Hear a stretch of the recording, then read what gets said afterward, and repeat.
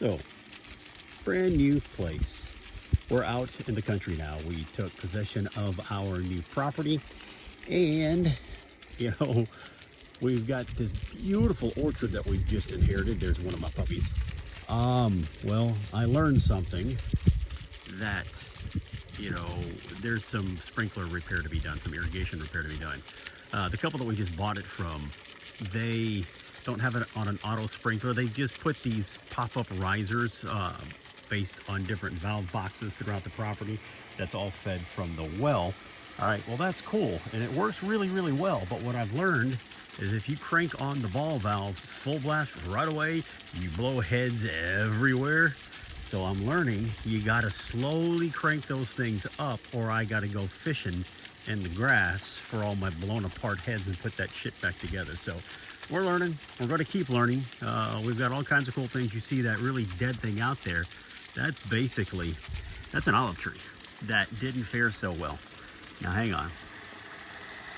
So my ball valve here, I'm gonna turn it off so I can do some repair work and not just waste all that water. But again, if you look, that is an olive tree at the base. You see all the green growth, you see all the dead wood. 2 years ago, 2021 basically, not quite 2 years ago, we had the huge freeze in Texas, and it wreaked havoc on this orchard. The trees are still good, it looks like. I don't think they lost anything, but the growth has been stunted, if not just completely shut down at that point. So you can see in here where we've got some trimmed off branches. Some of these trees were actually becoming extremely large. So that's very sad. So now it's going to take a few years to get them back to that, but we're going to start. So again, things that we have to work on with a new ranch. And if you come over here and you look, we have pear trees. I'll come around to the other side, and these pear trees are cool as shit, right? So they don't look so healthy. I'm assuming they're healthier than they look.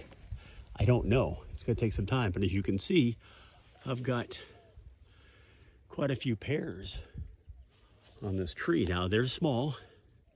They're not completely ripe or mature, but it's going to be fun to learn about all this stuff and see season to season how this is going. You look at this one, these are peach trees. I've tried growing peach trees in the city before. They don't work very well. They get disease and they get pests like crazy. It's hard to keep them alive. But this is just what we're up to. So I've got a lot of repair work, cleaning up of dead branches and the olive trees that I've got to do. That right there is a really large, well, not really large. It's still a juvenile, I guess you'd call it, pecan tree. So we've got the pecan tree there. Well, it looks like we've got another one there. So they've been rough.